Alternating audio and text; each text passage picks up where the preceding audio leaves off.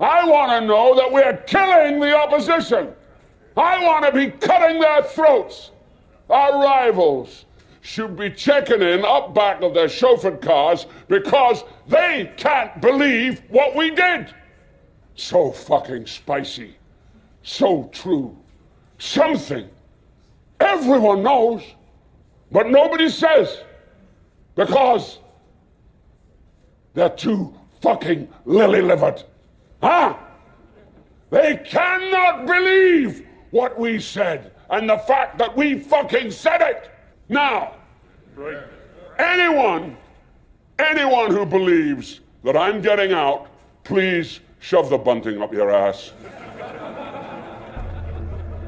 This is not the end. I'm going to build something better. Something faster, lighter, meaner, wilder. And I'm going to do it from in here with you lot. You're fucking pirates!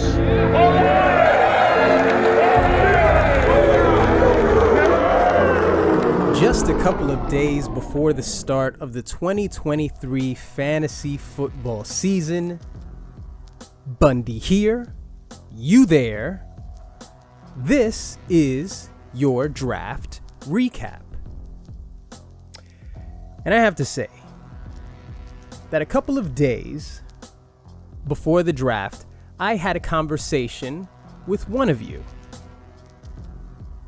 I had a conversation after I asked those of you who play in multiple leagues to reveal your drafts that you've done so far.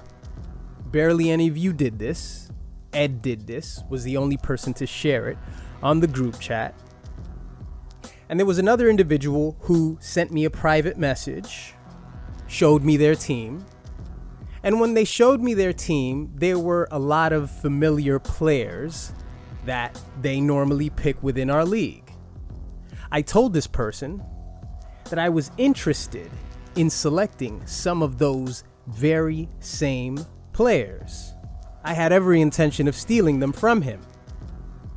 So draft night, he was fully aware that I was about to do this, and I did it. Hopefully, with some of the things, little clues that I dropped, you were able to put together who that individual was. I bring this up because in order to take someone from another owner, you have to do it within a justifiable round. If I had taken this individual from this owner in the first round, then I'm not stealing him from that owner. I'm just projecting. I'm selecting someone way too early, and that owner wasn't even considering taking this particular player that early. So you kind of get where I'm getting to here. When last night, the third round in our fantasy draft, and Acknowledge Me decides to select Justin Tucker with his third pick. Now, I have no clue. I'm pretty sure when I say this, I don't think anyone's ever selected a kicker in a single-digit round. I don't think that's ever happened. It may have happened in the days of Legatron when Zerloin was a thing and he was maybe getting 15 points a game. It probably wasn't even 15 points a game. He probably got 20 points and then he got 7 or 8 and then he got 20 again. But maybe in those days, a kicker was selected in a single-digit round. But nonetheless, Ed has done it here in the third round, the 25th overall pick. When he selected Justin Tucker, I said in the chat, I said, laughing my ass off, why? And he replied, I had to make sure that you didn't get him, or some variation of that. See, just because Ed says it, I don't necessarily take it at face value that it was 100% personal against me. part of me thinks that Ed is such a horrible owner that he thinks it's a good idea to draft Justin Tucker in the 3rd round. I'd rather insult Ed more to say that he thinks that this is a savvy move more than just a defensive move against me.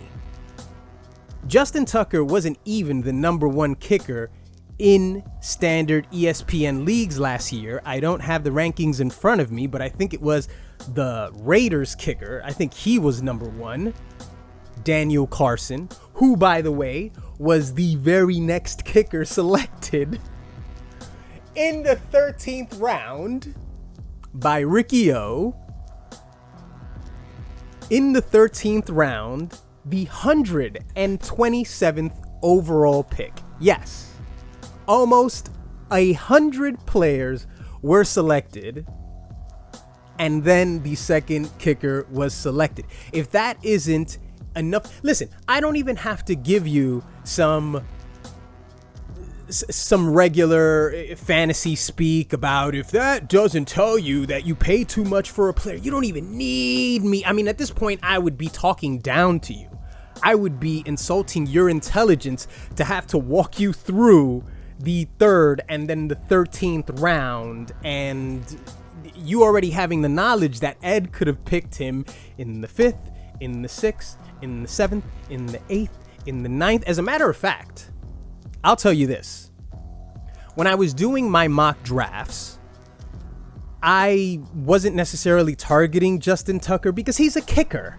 He's a kicker. He is the famous kicker, the kicker with the most flair, the most spice. But he is just a kicker. It's kind of like the Dr. Manhattan line in Watchmen, right? The smartest man in the world poses no greater threat to me than it does its smartest termite or ant, whatever the quote was. It's the same principle with kickers. He is the kicker, but he's just a kicker. So when I was doing my mock drafts, I knew that I selected him in the 13th round last year. And I figured if I was going to pick him early, I'd select him 11th. I'd get the jump on all of you and select him 11th. But I'm just picking Justin Tucker out of comfort because it's comforting to see a kicker or your kicker come into the game, and the announcers normally, they put respect on his name. They say, oh, here's Justin Tucker. And then Justin Tucker comes on and he makes the field goal and he does his whole thing. And he's a very, very, very intelligent man. If you listen to Justin Tucker speak, he's a very well-versed individual with, he very odd quirks. So I get it. I get it why Ed selects him, because as I've said before, Ed is the type to really to get into a player's personality rather than their skill set.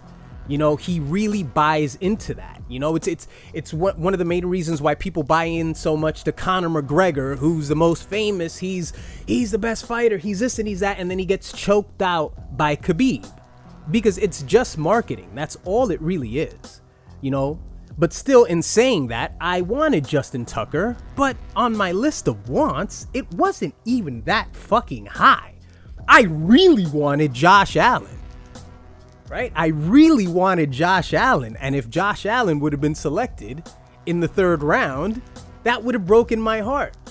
And Ed's answer to me kind of suggests that he thinks that he broke my heart. As I said, I would have selected him in the 11th round, maybe 2 rounds earlier, because I wanted to get the jump on you guys. I'll even be as nice as to say that if Ed would have selected him in the 9th, then I would have thought, yeah, you kind of stole them from me. I'll be generous. Yeah. You got him in the 3rd? In the 3rd round? Do you have any idea what players were selected in the 3rd round? Calvin Ridley by J. Ray. Josh Allen by the Toronto Bundy. Chris Olave by Hensel. CeeDee Lamb, which was Joe's keeper. Justin Tucker. Ramondre Stevenson by Eric. Lamar Jackson by Andy.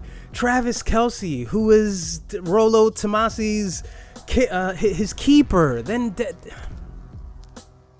You see the people that you missed out on, and then you think it's a victory for you? Fantasy is war, no doubt. It's war. But would you use 50% of your missiles to take out a fleet of my ships when ships aren't even my strength? I've got more strength on land, and you'd rather use 50% of your missiles? Sure, you took them out. You took out my 2 or 3 ships. You know, I don't know what constitutes a fleet, but you took them out. But I've got 90% of my grunts on land. So you cut your nose off to spite your face to select Justin Tucker with easily the worst pick in fantasy history. Maybe the commish remembers the selection that Joe made. Was it the 2nd or the 3rd round? It was some wide receiver. I'm going to tag the commish, and I'm going to ask to see if he remembers. For some reason, I know that he would remember this pick that Joe made, I think about 4 to 5 seasons ago. But this tops it. A kicker in the 3rd round is absolutely the worst fantasy pick that you could possibly imagine. And why is it? Because since Justin Tucker technically qualifies as a keeper for the 2024 season for Ed, would Ed consider Justin Tucker if he exceeded expectation? What's exceeded expectations for Justin Tucker? What are his projections for 2023? Let's see. Oh, I can't even see his projections anymore. Now that they're just stuck to the matchups this week. Let's say he's kicker number 1 and he exceeds all expectation. Would you pick him up again with your 3rd pick? Of course you wouldn't. That in and of itself tells you that it's a horrible selection. This owner that I bring up at the top of the show, that I mentioned that I would steal players from him, he knows that I stole these players from him within the window that he would have selected them. You can't steal someone from another owner when they weren't even considering. Who even thinks about a kicker in the first 10 to 11 rounds? And you'll normally see that in our league, if someone selects a particular position, then it's kind of contagious and everybody sort of copies and selects a player after that round. No one even gave a shit. After 10 rounds, Orlando selected Daniel Carlson.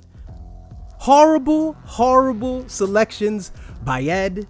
I will not give him credit to say that this was 100% personal. I will say that Ed thinks that he is being savvy by selecting Justin Tucker in the 3rd round.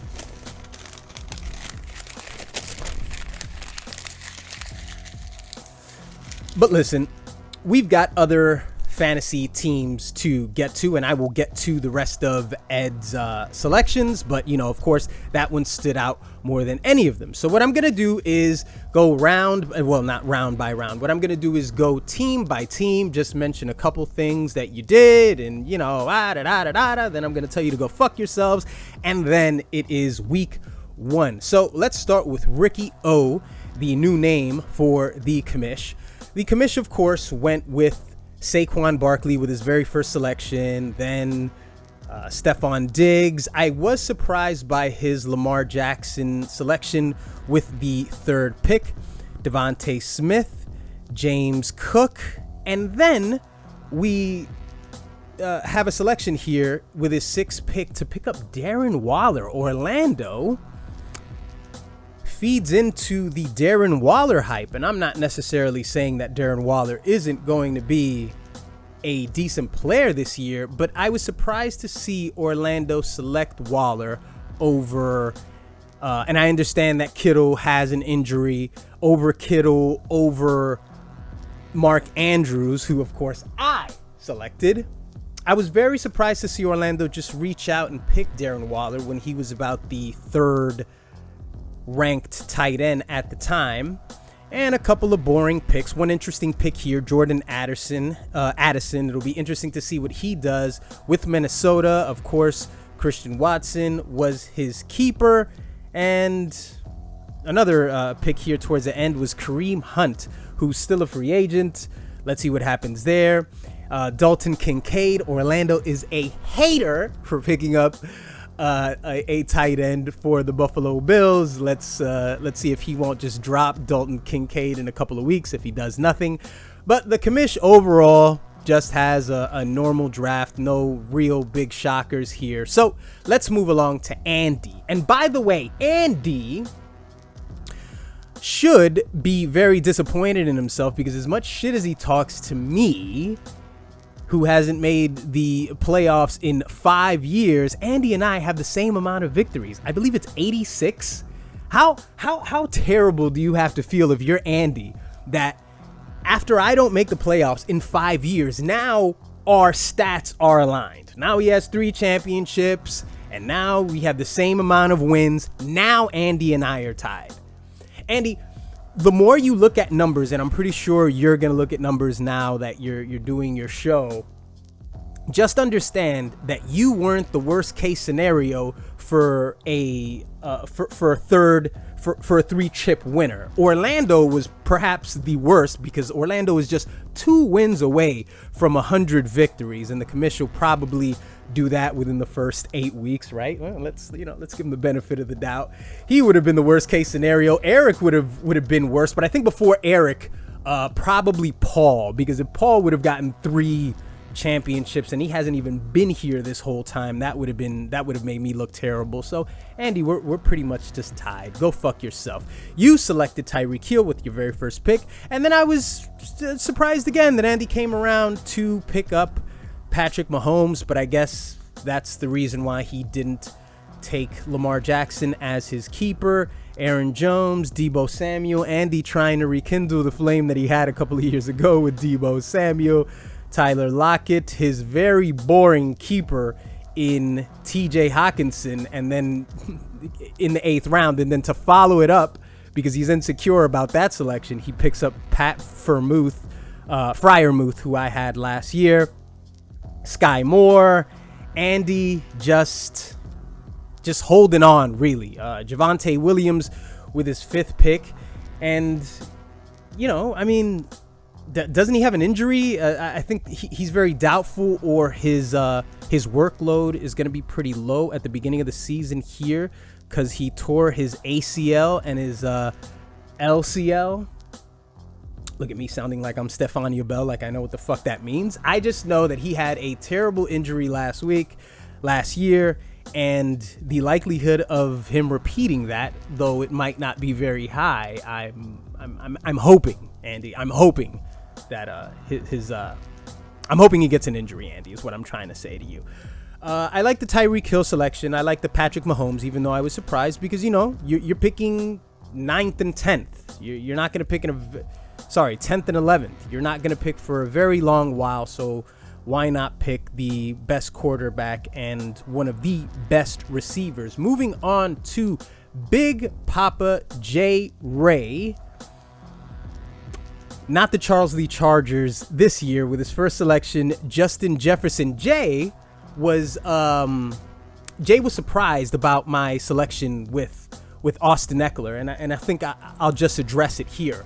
I chose Austin Eckler because he's Austin Eckler, and he's gotten as many touchdowns as he has over the past 2 seasons, just like CMC. He is a rusher and he is a catcher, so he'll get a lot of passing yards, and he's in a contract season in a year where running backs have been thoroughly disrespected.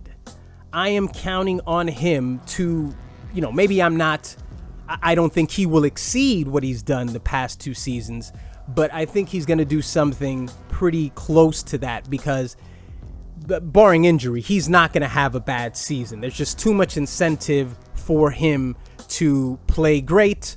It was a very easy pick. I don't know what I could tell you past that. I mean, it was a binary decision. It was either him or CMC, so I don't know why that befuddles you so much. You're an idiot.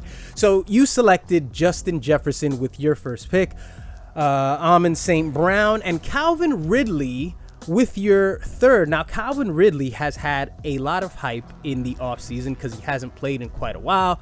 He'll be playing with Trevor Lawrence. I thought you would have picked Chris Olave along with Amon St. Brown if you were going to select two wide receivers in the second and the third round, Jay. So I'm surprised that you walked away with Calvin Ridley, who I'm not doubting him to have a decent season. I just think he went just a smidgen too high. J.K. Dobson, there's just something about Baltimore running backs that absolutely turns me off. Alvin Kamara, Jay taking chances on two running backs here. Alvin Kamara, who is suspended for the first 2 to 3 games, I'm not sure, and then coming back in the 7th round and picking up Jonathan Taylor. Now, there is a chance that Jonathan Taylor, who was put on the PUP list, will not play the first 4 games of the season. There is a chance that he could be traded to another team. I know Miami expressed a lot of interest for him, and there's a chance that he also might not play this season. And there's a chance that he will play the season reluctantly on a team that he has publicly said that he doesn't want to play for. So there's a reason why I kind of walked away from Jonathan Taylor, what he did to me last season, and that was another reason for Austin Eckler. CMC, injuries. Jay, you mentioned in your one-man show the other day that you had CMC and he's disappointed you in other leagues. You'll remember that I had CMC about 3 to 4 years ago and he got hurt.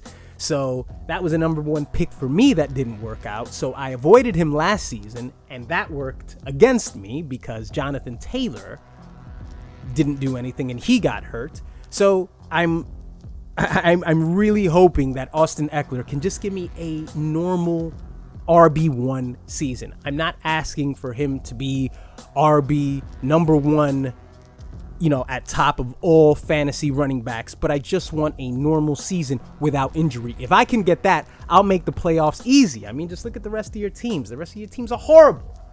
Horrible. Kicker in the 3rd round. What the fuck are you doing? So I didn't want to take a chance on Jonathan Taylor. I don't know too much about Nico Collins, so we'll see where that goes.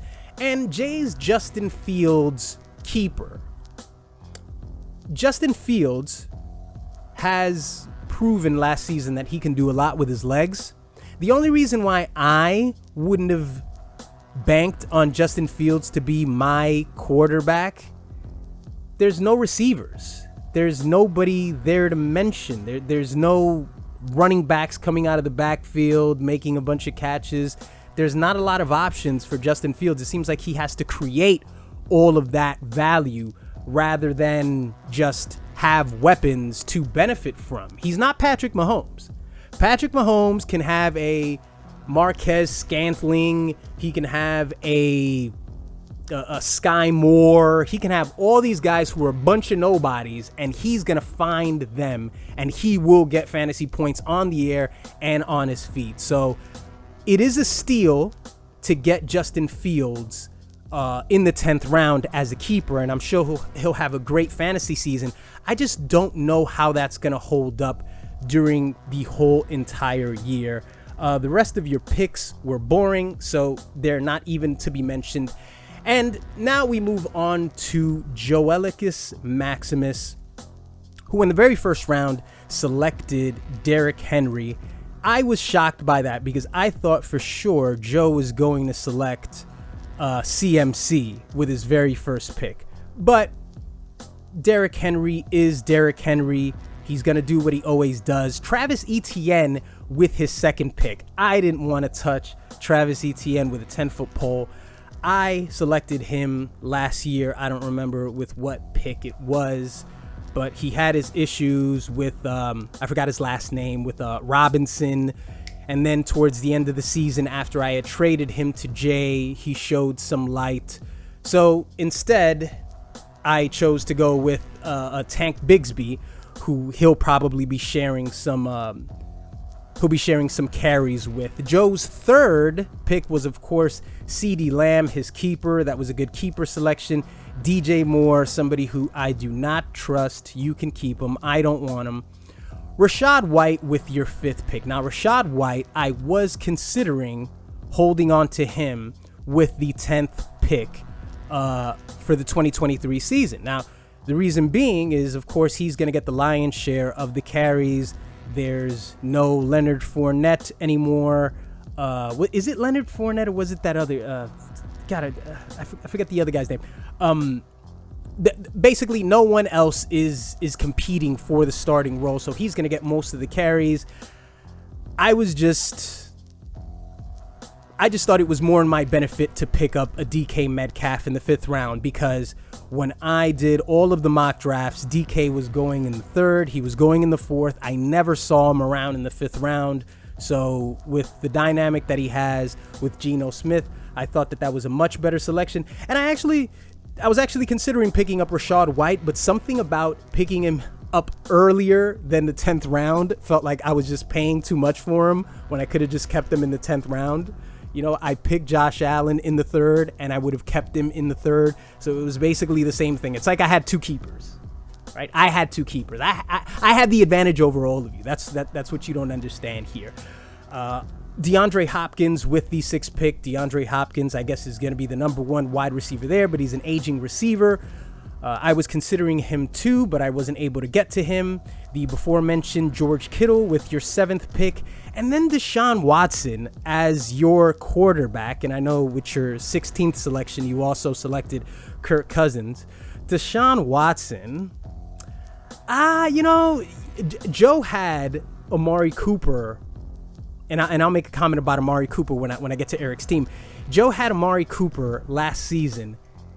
I don't have a lot of faith in Deshaun Watson. I think at the beginning of this entire fantasy process, before I started listening to fantasy content and listening to people say what they really thought about Deshaun Watson in 2023, I was maybe considering him if I punted the quarterback position. But he's got to prove it. He's got to prove that he's the same person from last season. And not from last season, from, 2019, 2017, 2018, he's got to prove that he's still that guy. And if he does prove it, then Joe has a legitimate selection for keepers next season. No one here mentioning maybe a Tyler Algier, who, maybe would have caught my attention at the beginning of this fantasy process as well, but I kind of turned my attention away from him. Jacoby Myers joins the Las Vegas Raiders after that atrocious play from last season when he gave them the game and they just realized, it's like that. What was that line from Little Giants that Spike said? "You're the best player on our team," he said to one of the Giants. Jacoby Myers, one of the best players on the Las Vegas team without being on the Las Vegas roster. We move on to La Bamba. Great first pickup here with Davante Adams, following it up with Josh Jacobs. Interesting that he's got 2 Raider selections. Great players. Well, Davante Adams is a great player. Josh Jacobs has to put together another season like he did last season in order to be considered a great player. Hold on just a second. I'm just going to take a sip of some water.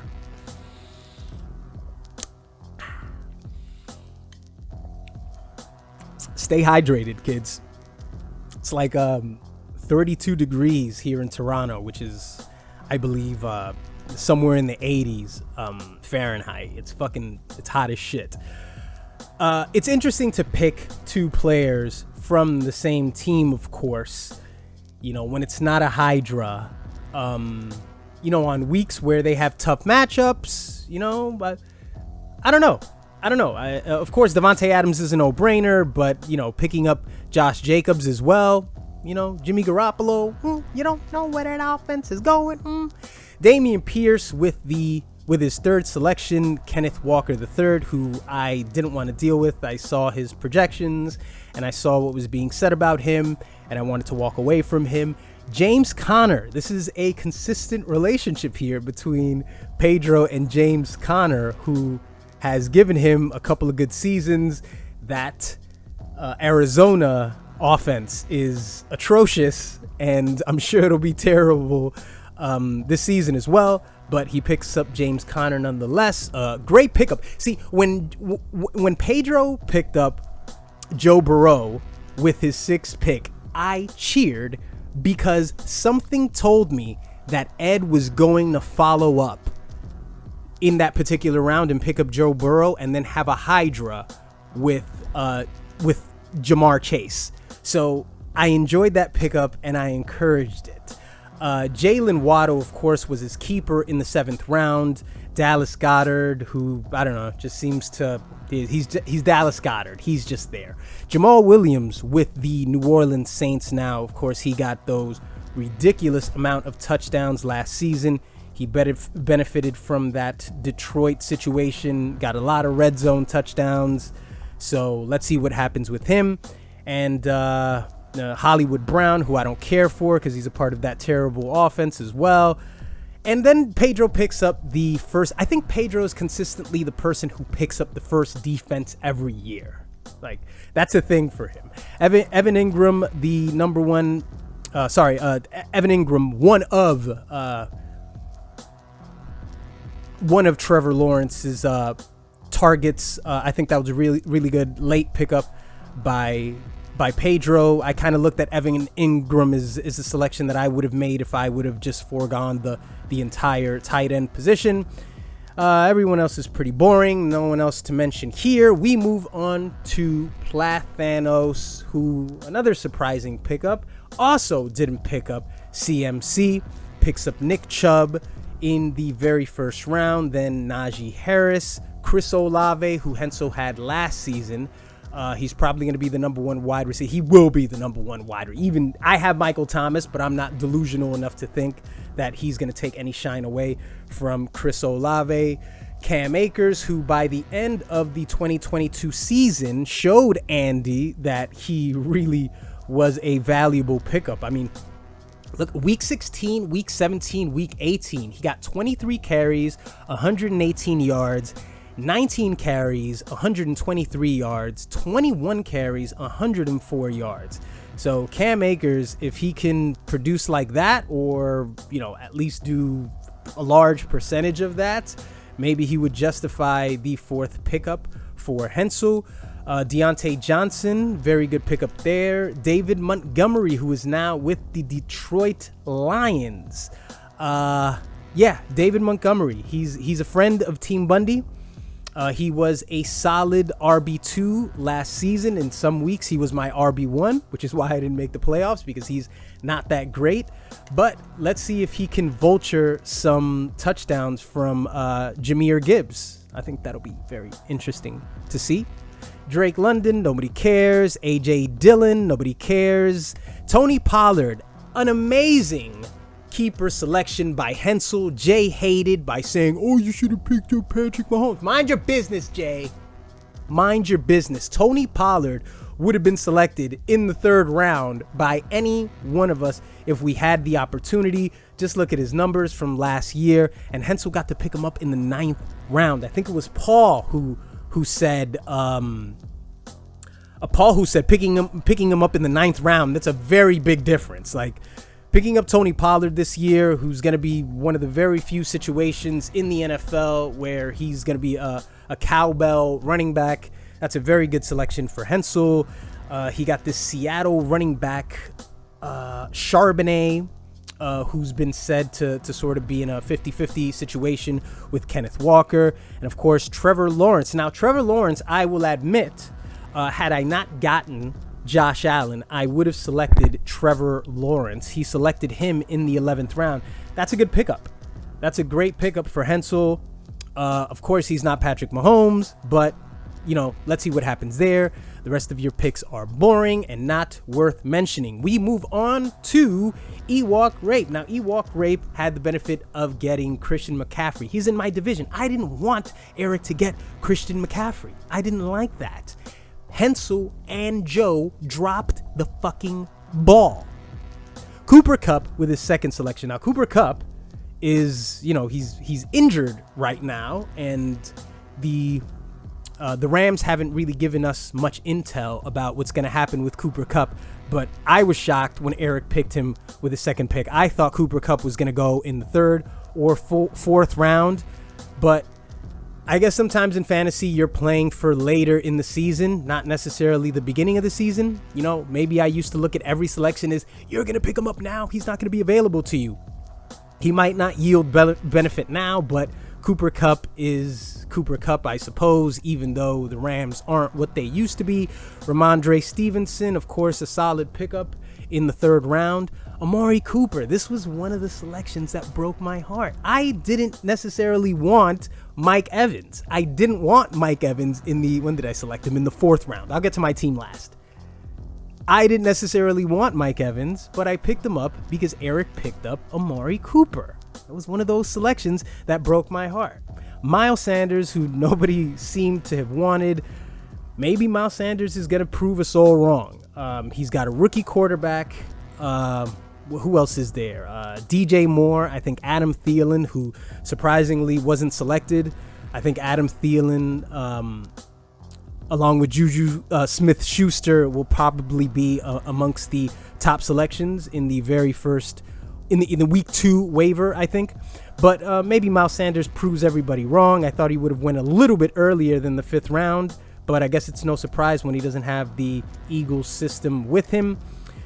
Then, of course, his Jalen Hurts selection in the 6th round. Jalen Hurts will likely be the number 1, number 2, or number 3 quarterback in fantasy this season. So that's a no-brainer and a stealer in the 6th round.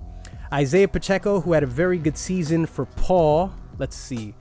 I feel like Isaiah Pacheco, he just progressed. Yeah, as he progressed, he definitely got more carries.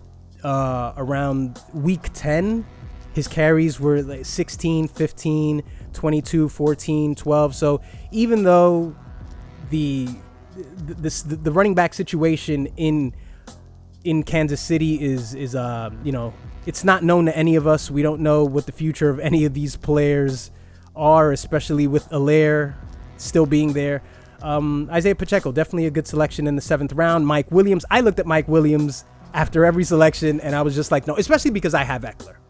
You know, if I have Eckler, I don't want to be the Charles Lee Chargers of 2022. So I had no interest in picking any Chargers after I selected Eckler. Christian Kirk, very good selection. He yielded much benefit for the commish last season. Gabe Davis. Now, I will say that this didn't break my heart as much as Amari Cooper, but Gabe Davis, certain weeks, certain matchups, yeah, I would have selected him. I would have started him. Not many weeks, but all I can say is Gabe Davis is one of those players that he presents a lot of controversy on your team, right? He'll get 3 catches, 67 yards, 1 touchdown, and then you're thinking of maybe starting him next week, and then he's a ghost 3 weeks after that. So part of me is I'm happy about not having the headache of Gabe Davis. Brandon Cooks, who's always been a solid fantasy player, but nobody who you really consider starting. He's mostly like a buy play. And Ezekiel Elliott, who has been rumored to, just get a small amount of the carries in New England. Very smart of him to, of course, basically backing up Ramondre Stevenson. Not many handcuffing situations here this year in fantasy, but I don't think people are really taking handcuffs that seriously because they think all their players are made out of steel and they're basically superheroes and they won't get hurt. The Bills defense, the Dak Prescott. Of course, Eric has to have more than 2 quarterbacks. It's like he doesn't feel safe unless he has that kind of security. So let's move on to Acknowledge Me, who picked up Jamar Chase. That was no surprise. Jahmyr Gibbs, who, I get it. Every year you have these younger players and you reach out and get them early because you figure youth is going to give you the most value. In his situation, maybe he might. 2nd pick. Is that too early? We don't know. It's not as certain as selecting Bijan Robinson, but it's pretty close. Third pick, of course, the worst fantasy selection of all times. Justin Tucker. So again, man, if Justin Tucker has the greatest season this year of any kicker, which of course he always has the opportunity to do that, you still wouldn't pick him third. I was not interested in selecting him any earlier than the 11th round. 10th round, I wasn't. There were so many people with keepers. I think there were about 3 teams with 10-round keepers. You had J-Ray, you had Orlando, and you had you with 10. So I looked at the 10th round like I had to kind of take advantage of that and pick someone who was, I picked up Tank Bigsby, who, if I'm not mistaken, you said you wanted him. So I had to take advantage. I wasn't even planning on taking him in the 10th round, Ed. You could have had him in the 7th, in the 8th, in the 9th, and you chose the 3rd. George Pickens, the athletic George Pickens. Great pick in the 4th. Pickett to Pickens. 5th pick, Breece Hall. Look, man, you just better hope he doesn't get hurt again. That's all. That's all. Brandon Ayuk, that's okay. The Jets defense, a little early in the 7th. Of course, Ed has, let's see what Ed's situation here is. Let's go to Ed's team for a second. Okay, so Ed has, of course, Aaron Rodgers. He has Breece Hall. He has Garrett Wilson, who is his keeper, and he's got the Jets defense. He's become the Paul of 2021. He's become the Jay of 2022. He's taken the approach of picking up as many players from a particular team, and you don't know what that Jets offense is going to look like. We can just assume that it's going to be great because they're Aaron Rodgers, and okay, all right, fine. This is very premeditated by Ed, by the way. I feel like we've all been taken advantage of by Ed here. Selecting all these Jets. Like, he deliberately went out to get the Jets defense. He went out in the 7th round to get the Jets defense. Right, so he was the first one. Pedro picked the 49ers with his 11th pick. Ed was the first to pick a kicker. First is an understatement. And he was the very first to pick a defense. If this doesn't constitute a shitty draft, I don't know what does. Sam Laporta with his, let's go to Aaron Rodgers. Aaron Rodgers was selected too early. Was anybody going to select Aaron Rodgers in the 9th round? I felt like Zay Flowers went too early for Ed. Now, Zay Flowers, I know he's a young wide receiver. He's a very coveted prospect. I saw him in most. Okay, I'm not going to say that was too early because in most drafts he was going about 10th, 11th. So if you want to go get your guy, by all means, go ahead and get your guy. I mean, and in comparison to your Tucker selection, to your defensive selection, I guess it's not that bad in comparison, I guess, right? So with his 11th pick, he picks up Sam Laporta, some tight end that I don't know who the fuck he is. And it was pretty predictable to see Ed pick Odell Beckham Jr. When he came up in the 12th round, I was just like, go ahead, pick him, go ahead, pick him, go ahead, pick him. We all knew that would happen. What's going to happen? What's going to happen with both Zay Flowers and Odell Beckham Jr.? Well, you know what? I guess it's going to be pretty simple when Odell Beckham Jr. gets hurt in the 4th week, right? The rest of your picks, I think it was a good selection to get Deion Jackson because, that situation in Indiana, who knows what's going to happen. Forgot the name of the other player. I think his last name is Hall. I think it's going to be a situation between both of them. And in the back end, I guess he picks up the backup for Tony Pollard in a Rico Dodell. Probably didn't pronounce his name right, because I'm Canadian, right? I didn't say it right, So let's move on to the very last team. Well, technically not the last team because I'll get to myself. Rolo Tomassi with Bijan Robinson. Is this a selection that he will regret? Who knows? Everybody thinks this kid is going to be the best thing this year. Young players, I don't take a chance on rookies this early. I know that Saquon Barkley was a great selection in his rookie season. Will it happen? Who knows? I hope it doesn't work out for Paul. AJ Brown with his second pick. In some mock drafts, I was getting the opportunity to pick up AJ Brown, so Paul did well there. Of course, with his third selection, you see, in his third selection, he picks up the best tight end, possibly in the last, I don't know how many years. Definitely better than Gronkowski, right? So if he's better than Gronkowski, in your... God, it's just too easy. So I won't even go there. T. Higgins with his fourth selection. T. Higgins, of course, a very good situation with Cincinnati. Alexander Madison, who now without Delvin Cook is the premier back in Minnesota. Terry McLaurin, he has an injury situation right now, so who knows what's going to happen with him.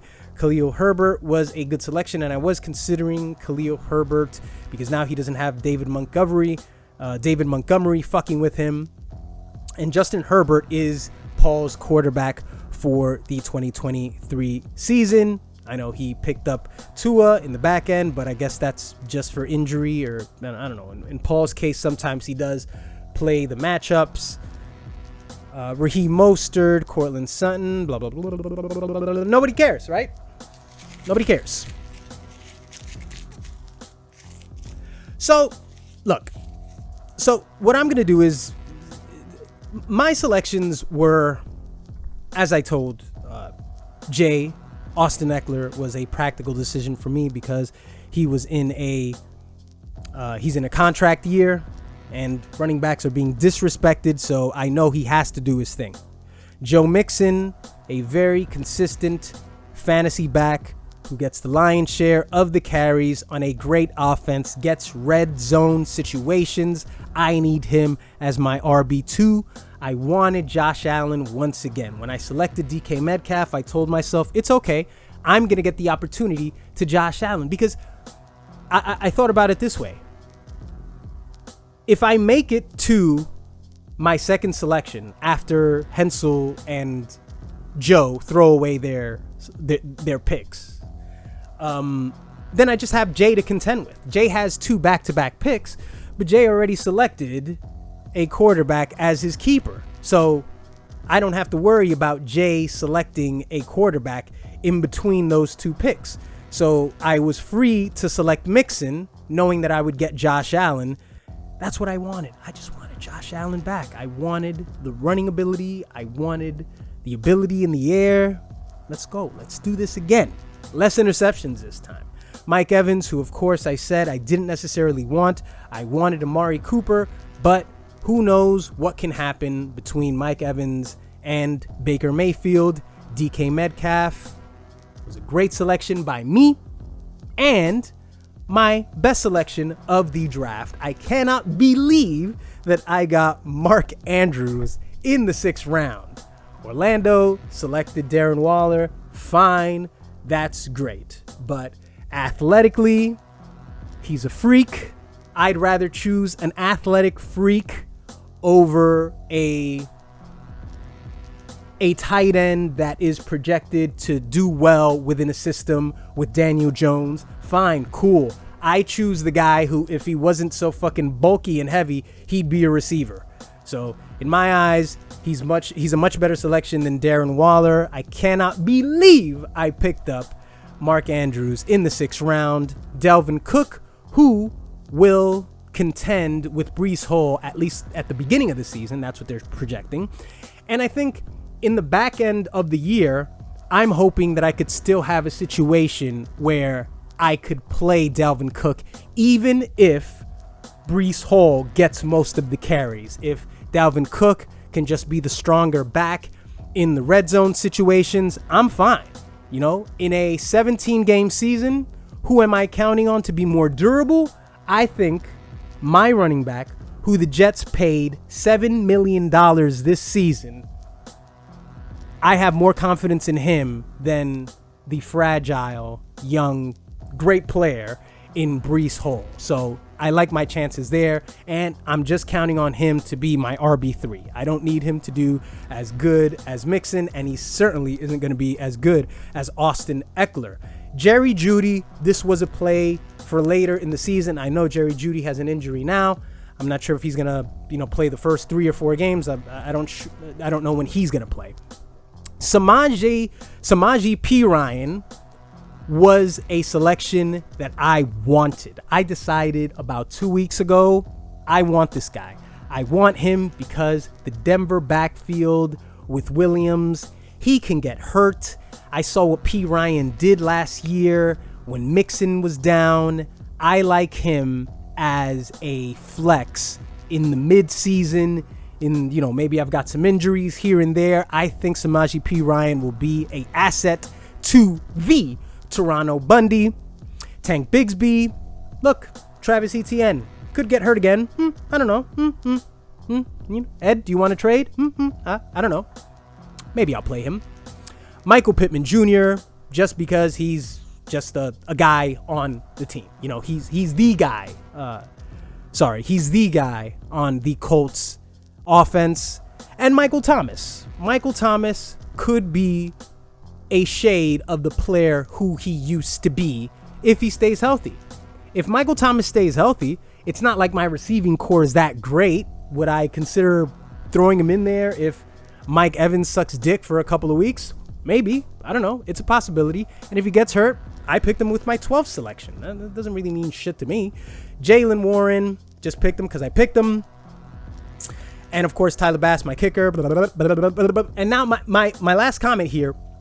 My last selection, I decided this year that I would look at defenses different than I've looked at them in the past. Different than most of us look at defenses. We look at defenses and, Pedro selects the 49ers because they're the number 1 ranked defense. Ed selects the Jets because he's a Jet fan. I select the Commanders because they've got a good matchup in week 1. They're facing the Arizona Cardinals. They're awful. That's why I picked the Commanders. I didn't pick the Commanders because I'm going to play the Commanders for the entire season. As we all know, we streamline defenses all the time. I think defenses make up most of the waiver switches.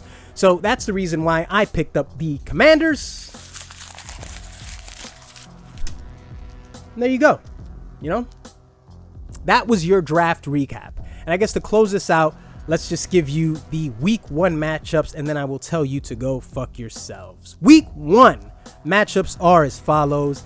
The Team Bundy going up against Plathanos. Acknowledge Me against Ricky O. Rolo Tomasi against Highlander. That's a very interesting matchup there. It'd be great to see Andy start off 0-1 or 0-1 like we did last season, Andy. Joelicus Maximus versus Big Papa J Ray. I hate that name. I don't like that. I'm just calling you J Ray. I'm not calling you Big Papa. That's it. This is the very last time that you have tricked me into calling you something like that. That's not going to happen again. And the very last matchup is La Bamba against E-Walk Rape. No real comments to make about these week matchups. I like my chances against Hensel. Yep. The greatest kicker is no more a threat to me than the 3rd backup running back on your team. So, as always, may your quarterbacks get hurt before they leave the locker room. May your running backs pull their hamstrings, and may your wide receivers get arrested for marijuana possession. Go fuck yourselves.